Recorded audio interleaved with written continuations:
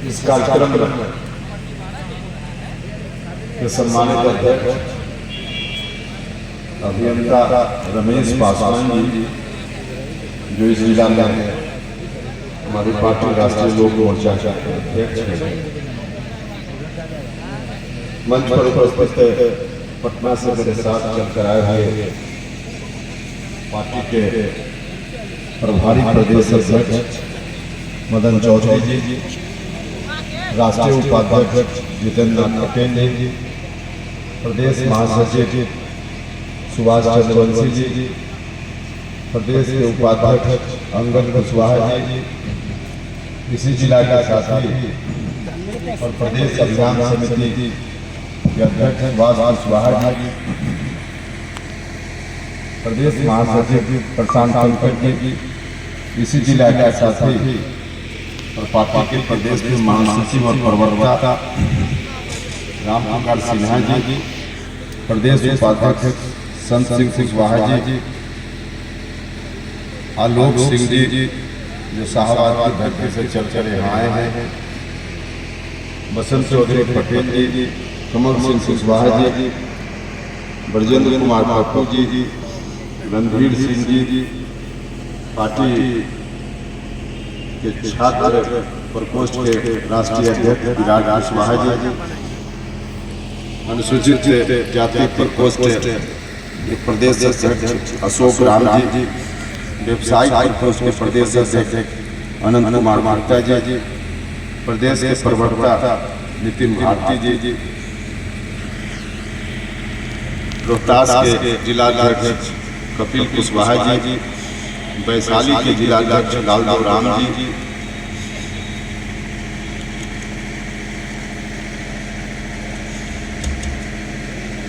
इस जिला के साथी और नेता डॉक्टर दीपक कुमार जी, प्रमोद सिंह जी, प्रकाश सिंह जी, रामनारायण कुशवाहा जी, गणेश कुशवाहा जी,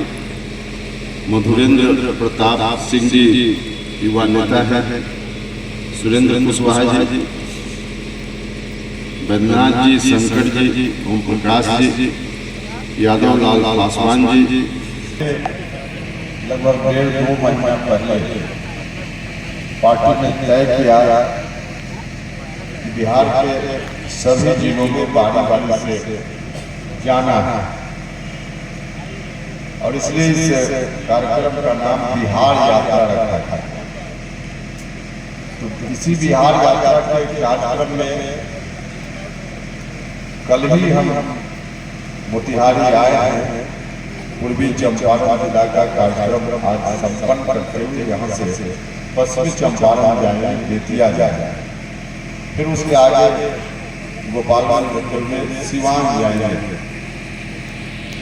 यह 7वें चरण का कार्यक्रम है, मतलब इसके पहले 6 चरणों का कार्यक्रम संपन्न हो चुका है, और उन चरणों के माध्यम से बिहार के अधिकांश जिलों में हम जा चुके हैं। इस चरण की जो यात्रा है, इसके समापन के उपरांत सिर्फ एक चरण की और यात्रा बच रही है, जो भागलपुर के इलाके में है।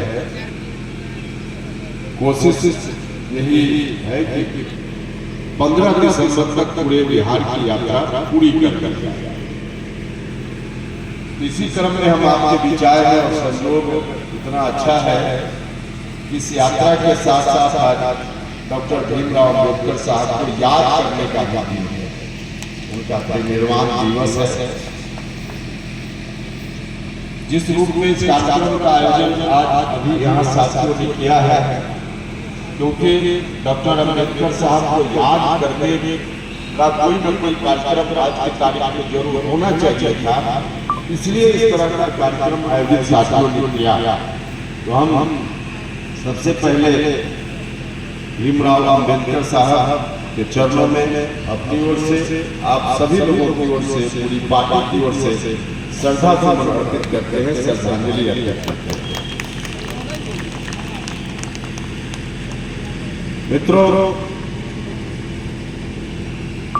हमारी यात्रा का जो मकसद है, हम जब आज डॉक्टर अम्बेडकर साहब को याद कर रहे हैं, तो हमारी यात्रा का मकसद लोगों के बीच रखने में और ज्यादा हमको सहूलियत हो रही है।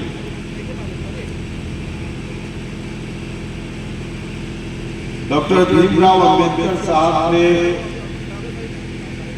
देश को इतना कुछ दिया, आजादी के पहले भी, आजादी को दिलाते हुए जो भारत का संविधान बनाने में इनकी भूमिका रही, इनका योगदान रहा, उसके माध्यम से सच पूछा जाए तो आज डॉक्टर अंबेडकर साहब नहीं होते, संविधान निर्माण में इनकी भूमिका उस वक्त नहीं हुई होती,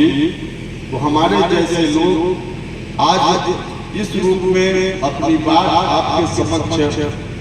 हम रख रहे हैं, हमारे जैसे लोगों को शायद मौका नहीं मिला होता। इतना बड़ा योगदान इनका है। समाज के जो वंचित तबके के लोग हैं, आज तो आजादी के बाद हम इतने दिनों के बाद बात कर रहे हैं, जिस वक्त संघर्ष कर रहे थे आजादी देश को मिले इस बात के लिए, उसके पहले भी हिंदुस्तान के समाज के मर्म को इन्होंने समझने का काम किया। और देश यदि आजाद हुआ, उस वक्त की जो सोच थी कि देश यदि आजाद हुआ, जिस लोगों के लिए वह सुखद समय आया कि संविधान निर्माण में इनकी बड़ी भूमिका हुई, और जिसके चलते आज जो कुछ भी समाज के वंचित तबके के लोग हैं, दलित महादलित समाज के लोगों, पिछड़ा समाज के लोगों, महिलाएं, किसी जाति की महिला हो, किसी धर्म की महिला हो, संविधान में इन्होंने बहुत प्रयास करके कुछ ऐसे प्रावधान बनाए जिसके चलते इन तबकों को बराबरी का हक धीरे धीरे मिल रहा है। महिलाओं के लिए तो इतना बड़ा योगदान था, उस योगदान को आज हम उस रूप में याद नहीं करते। महिला चाहे किसी जाति हो, खास करके हिंदू समाज में जो महिलाएं प्रताड़ित रहती थी अपने परिवार से, जो व्यवस्था थी उस समय, पुरुषों को महिलाओं की तुलना में ज्यादा अधिकार। कोई पुरुष शादी कर ले, उसकी पत्नी का डेथ हो जाए, कल अगर वह दूसरी शादी करना चाहता हो तो उसके सामने कोई रुकावट नहीं थी, वह खुलकर शादी कर सकता था, कानून भी इसकी मान्यता देता था। लेकिन कोई महिला भले उसकी उम्र 18 साल 16 साल, समय 16 साल कम उम्र में भी शादी हो जाया करती थी, तो कोई महिला 12 साल 14 साल की भी लड़की अगर उसकी शादी हो गई और उसका पति अगर डेथ कर गया, उसकी मृत्यु हो गई,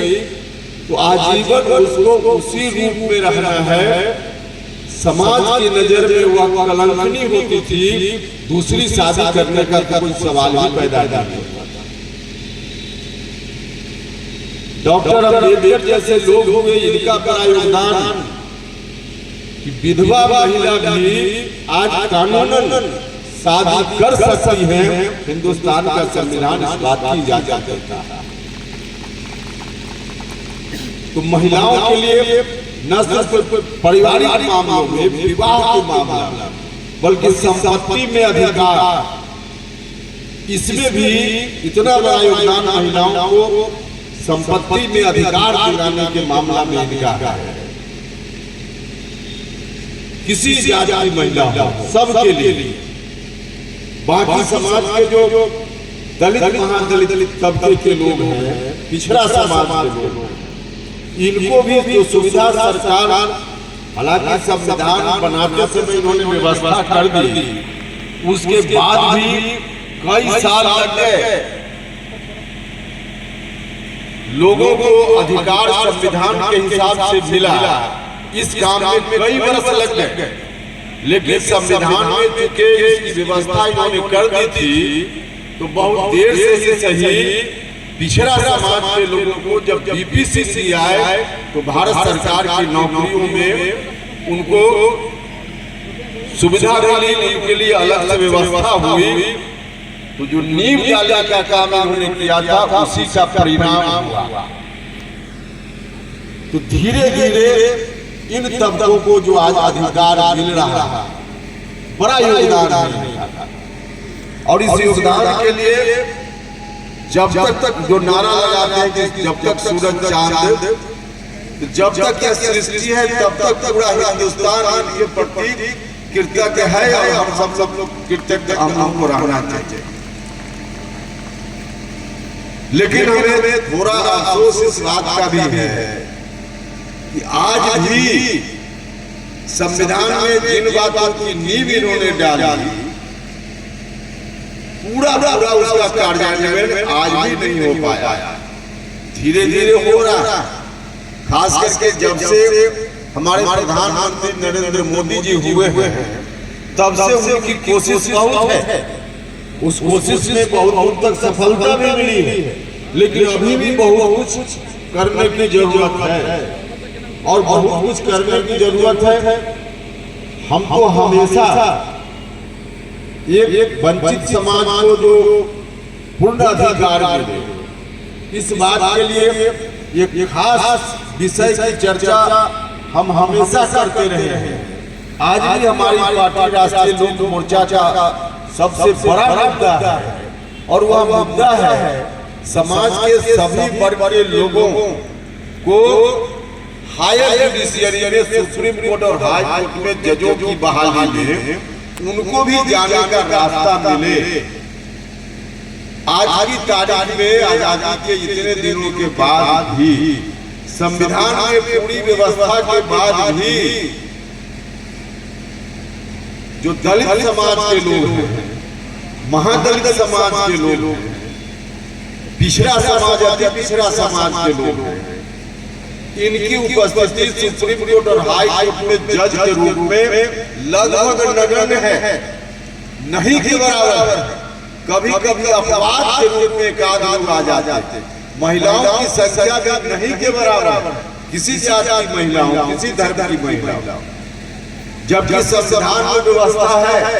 संविधान में तो ऐसी व्यवस्था की गई कि जहां भी कोई भी कॉन्स्टिट्यूशनल बॉडी हो, कोई भी उस तरह की संस्था जहां से निर्णय लेने का काम होता है, डिसीजन मेकिंग का काम होता है, उन जगहों पे सामाजिक विभिन्नता जो हमारे यहाँ है, सोशल डाइवर्सिटी जो है, इसका पूरा रिफ्लेक्शन वहां होना चाहिए। लेकिन अफसोस की बात है कि सबसे बड़ा न्याय दिलाने वाली सबसे जो बड़ी संस्था हिंदुस्तान में है, उसी संस्था में सोसाइटी का जो सोशल डाइवर्सिटी है उसका रिफ्लेक्शन वहां नहीं है,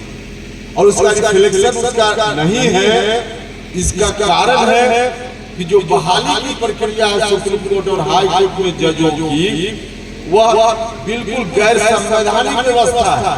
बिल्कुल गैर लोकतांत्रिक व्यवस्था है। सब जगह डेमोक्रेसी है, लेकिन वहाँ बहाली के समय डेमोक्रेसी नहीं है, वहाँ संविधान की व्यवस्था के खिलाफ भी इंतजाम है, जिसका नतीजा है कि हम तो दलित, महादलित, पिछड़ा और महिलाओं की बात क्या करें। देखिए जो स्थिति है, कोई ऊंची जात का भी, किसी जात का हो, राजपूत समाज का हो, ब्राह्मण समाज का हो, भूमिहार समाज का, ऊंची जात का भी कोई विद्यार्थी पढ़ने में चाहे जितना भी तेज हो, अगर वह गरीब घर का है, अगर उसके परिवार में कोई उस तरह का व्यक्ति नहीं है जिसकी पहुंच हो ऊपर तक, जिसके पास धनबल नहीं हो, वैसा कोई नौजवान ऊंची जात का भी है, पढ़ने में चाहे जितना मेरिट वाला हो, वह भी चाहे सुप्रीम कोर्ट और हाई कोर्ट में हम जज बन जाएं, तो उसके लिए भी दरवाजा नहीं बन सकता है जज। और इसी का नतीजा है आज भी इतनी बड़ी आबादी का हिंदुस्तान, 140 करोड़ के लगभग लोग अब हिंदुस्तान में रहते हैं। इसमें मात्र 300 साढ़े 300 परिवार, 100 बोल रहे, 1000 नहीं बोल रहे, मात्र 300 साढ़े 300 परिवार के लोग हैं देश भर में, जिन परिवारों से ही अधिकांशतः सुप्रीम कोर्ट और हाई कोर्ट में जज अभी तक बन रहे हैं, आज भी वही लोग, सिर्फ इतने ही परिवारों के अधिकांश अपवाद में कुछ लोग हो जाते हैं। अब बताइए, इस तरह की स्थिति रहते हुए गरीबों को न्याय मिल सकता है? नहीं मिल सकता, क्योंकि न्याय देने वाली जो सबसे बड़ी संस्था है, कोई व्यक्ति किसी कारण से अगर उसके खिलाफ अन्याय हो रहा हो, वह कोर्ट की शरण लेता है, पहले नीचे के कोर्ट में, और वहां से नहीं मिलता तो हाई कोर्ट में और सुप्रीम कोर्ट में, और हाई कोर्ट और सुप्रीम कोर्ट में जब यह स्थिति है तो गरीब लोगों को न्याय कहाँ मिलेगा? और नहीं मिल रहा है। और जब तक न्याय नहीं मिल रहा है तब तक सही है डॉक्टर अम्बेडकर साहब के प्रति हमारी जो श्रद्धा सुमन हम अर्पित करते हैं, इनकी पुण्यतिथि मनाते हैं, जन्मतिथि मनाते हैं, इनको याद करते हैं, इस तरह के कार्यक्रम की सार्थकता तब तक नहीं होगी जब तक ऐसे लोगों के लिए, समाज के सभी वर्ग के लोगों के लिए सुप्रीम कोर्ट और हाई कोर्ट में जजों की बहाली में जो दरवाजा बंद है, उस दरवाजा को खोलने का काम नहीं किया जाए। और इस बात के लिए हम कहीं से यह नहीं कहते, हमारी पार्टी मानती है कि इस दरवाजा को खोलना जरूरी है, लेकिन खोलने के लिए हम कहीं से यह नहीं कहते कि कोई अयोग्य व्यक्ति भी हो उसको उठाकर जज बना दीजिए। सिर्फ 350 परिवार के लोगों के अंदर ही योग्यता है इस देश में, यह कहीं से सही नहीं हो सकती है यह बात। बाकी लोगों में भी योग्यता है, लेकिन लोग कहने वाले कई बार कहते हैं दूसरा सेक्टर में आरक्षण की बात करते हुए कि मेरिट वहां नहीं देखा जा रहा, और यहाँ तो 350 परिवार के लोगों को ही उनके ही पास मेरिट है, यह माना जा रहा है, बाकी हिंदुस्तान के लोगों के पास मेरिट है ही नहीं।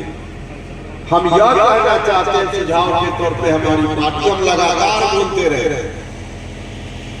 कि इस व्यवस्था को बदल करके जो बदलना जरूरी है, जिस तरह से एसपी कलेक्टर की बहाली होती है, विज्ञापन होता है, खुली प्रतियोगिता होती है, उस प्रतियोगिता परीक्षा में जो कम्पीट करता है वह गरीब घर का हो, अमीर घर का हो, किसी जात का हो, किसी धर्म का हो, एसपी कलेक्टर बन जाता है। ठीक वही व्यवस्था सुप्रीम कोर्ट और हाई कोर्ट में जजों की बहाली में हो जाए, विज्ञापन निकले, खुली प्रतियोगिता हो, कोई भी उसमें बैठे जो कम्पीट करे, जिसके अंदर मेरिट होगी, कम्पीट करेगा, वह किसी जात का हो, किसी धर्म का होगा, जज बनेगा। तो हमारा तो पार्टी की ओर से हमेशा यही सुझाव है, और इस तरह की बात, इस तरह का सुझाव हम आज नहीं बल्कि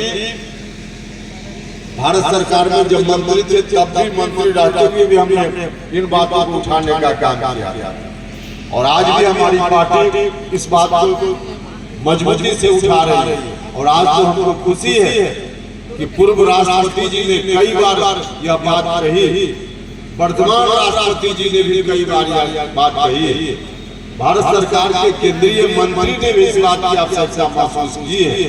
तो आज तो बात वहां तक चली गई, और एक कोशिश हुई थी जब हम मंत्री थे तब हमारे प्रधानमंत्री जी ने प्रयास किया, भारत की सरकार ने प्रयास किया, उस वक्त इस सिस्टम को हटा करके कोई नया सिस्टम हो, उस नया सिस्टम को बनाने के लिए सरकार ने, भारत सरकार ने उस समय निर्णय लिया, पार्लियामेंट से पास हुआ, सभी दल के लोगों ने सर्वसम्मति से उस बिल को पास किया था, लेकिन उसी सुप्रीम कोर्ट ने कहा कि हम इसको नहीं मानते हैं। अब बताइए, सुप्रीम कोर्ट में जो लोग बैठे हुए हैं उनको मौका मिल रहा है कि अपने बाल बच्चों को लोग बहाल करते हैं, रिटायर होने के पहले उत्तराधिकारी की तरह जज की बहाली हो रही है, तो अपने उत्तराधिकारी को बहाल करने की जो सुविधा उनको मिली हुई है, इस सुविधा से वो छोड़ना नहीं चाहते हैं, इसलिए मना कर दिया सुप्रीम कोर्ट ने, कहा कि हम नहीं माने। तो आज जरूरत इस बात की है कि भारत सरकार ने कोशिश की, उसके बावजूद यह नहीं हुआ। यह तब होगा जब कोर्ट के लोगों को भी देश की जनता उठकर बाध्य करेगी कि आपको देश की आवाज को पहचानना पड़ेगा, मानना पड़ेगा, डॉक्टर अम्बेडकर के संविधान को लागू करना पड़ेगा। और इसके लिए आप सब लोगों से आग्रह है कि इस तरह का अभियान सिर्फ राष्ट्रीय लोक मोर्चा का अभियान नहीं हो, जन जन का अभियान हो, आप सब लोगों का अभियान हो, तब जाकर यह बात बने। इसलिए आप सब लोगों से आग्रह है कि आज जब श्रद्धांजलि अर्पित कर रहे हैं तो इस बात का संकल्प लेकर जाइए। हमारी पार्टी का यह सबसे बड़ा मुद्दा हम पहले भी उठाते रहे। तो आप सब लोगों से आग्रह है, इस यात्रा के माध्यम से यह भी कहने आए, पार्टी का सदस्यता अभियान चल रहा है, तो सदस्य बनिए, ताकत जितनी दीजिएगा ऐसे सवालों को उतनी ही मजबूती से उपेंद्र कुशवाहा यहाँ से लेकर दिल्ली तक उठाने का काम करें। हमने हमेशा किया, तो हम आगे भी आपसे ताकत मांगने आए। शिक्षा का भी सवाल किस मुस्तैदी से उठाने का हमने काम किया, और आज हमको खुशी है मीडिया के बंधु भी बैठे हुए हैं, आप लोगों में भी कई लोग होंगे। जब 2018 में मंत्री रहते हुए हम शिक्षा सुधार का आंदोलन चलाते थे, उस वक्त हमने एक पर्चा छपाया था जिसमें 25 सूत्री मांग लिखी हुई थी। आज राज्य की सरकार उन्हीं मांगों को पूरा कर रही है जो 25 सूत्री हमारा डिमांड था। राज्य की सरकार का हम धन्यवाद करना चाहते हैं कि आज माननीय मुख्यमंत्री जी और राज्य का शिक्षा विभाग वही निर्णय कर रहा है जो सुझाव हमने उस समय देने का काम किया था। उस समय देने का काम किया था, पुराना पर्चा निकाल कर देख लीजिए। हमने उस समय सुझाव दिया था कि जो शिक्षकों की बहाली उस समय हो रही थी वह तरीका बदलिए, उस तरीका की जगह बीपीएससी या इस तरह की कोई संस्था बनाकर उससे बहाली का काम राज्य की सरकार करे। यह पहला डिमांड हमारा था, तो उस वक्त डिमांड था। आज राज्य की सरकार ने माना कि नहीं माना, अब तो राज्य की सरकार बीपीएससी से बहाली करवा रही है, तो हमारा यह डिमांड था। और भी कई डिसीजन जो इधर हाल के दिनों राज्य की सरकार का हुआ, और जिसके चलते धीरे धीरे शिक्षा व्यवस्था में सुधार हो रही है। तो जो हम चाहते थे वह काम आज राज्य की सरकार कर रही है। अभी और भी बहुत बाकी है, सब काम हुआ नहीं, सरकार कर रही है। निश्चित रूप से जब सरकार ने करना शुरू किया है तो आगे हो जाए। तो आपसे यह भी याद है, ये इस तरह का जो मुद्दा है, इस मुद्दा को शिक्षा का सवाल हो, स्वास्थ्य का सवाल हो, नौजवानों के रोजगार का सवाल हो, किसानों का सवाल हो, इन सवालों को मजबूती से हम सत्ता में रहे या सत्ता से बाहर रहे, हम सदन में रहे या सड़क पर रहे, हम मुद्दों के साथ कभी समझौता नहीं करते। हम जो मुद्दा सड़क पर उठाते हैं, मौका मिलने पर सदन में भी उन मुद्दों को याद रखते हैं, उठाने का काम करते हैं। जब हम विपक्ष में रहते हैं तो जो हमारा मुद्दा होता है सत्ता में जाने के बाद भी वही मुद्दा हमारा रहता है। तो आप सब लोग मिलकर ताकत दीजिए, हमारी पार्टी का सदस्य बनिए, तमाम जाति धर्म के लोगों से आगे सब लोग मिलकर, हाँ पार्टी के जो नेता लोग इस जिला में उनसे आगे कि सिर्फ मोतिहारी में बैठ करके पार्टी मजबूत नहीं हो, इसके लिए गाँव में जाना पड़ेगा, लोगों के बीच जाना पड़ेगा, समाज के सभी जाति धर्म लोगों के हाथ जाइए। और गुटबंदी थोड़ा आप लोग कम कीजिए, गुटबंदी में थोड़ा ज्यादा नुकसान करते हैं पार्टी का। हम इतनी बड़ी सभा में सब लोगों के सामने कर पार्टी का नुकसान इस जिला के नेता लोग ज्यादा कर रहे हैं, गांव के लोग नहीं। गांव के लोग इंतजार करते हैं कि कोई आगे राष्ट्रीय लोक मोर्चा का सदस्य बना, लेकिन जो नेता लोग हैं यहाँ जिला के, यही लोग इस तरह से गुटबंदी करते हैं। तो आप सब लोगों से आगे गुटबंदी बंद कीजिए। आज तो इतना टेक्नोलॉजी का जमाना हो गया, हाई टेक्नोलॉजी, कोई बात चंपारण के शुरू ढाका हो, घोड़ा सहन हो, कहीं भी गांव में जो कोई बात होती है तो सीधे खबर पर पता करती है। यह मत गाल में रहिए, कि हम यहाँ जिला के नेता हैं तो कुछ करते हैं तो पटना को खबर नहीं होती है। पटना को एक एक चीज की खबर रहती है,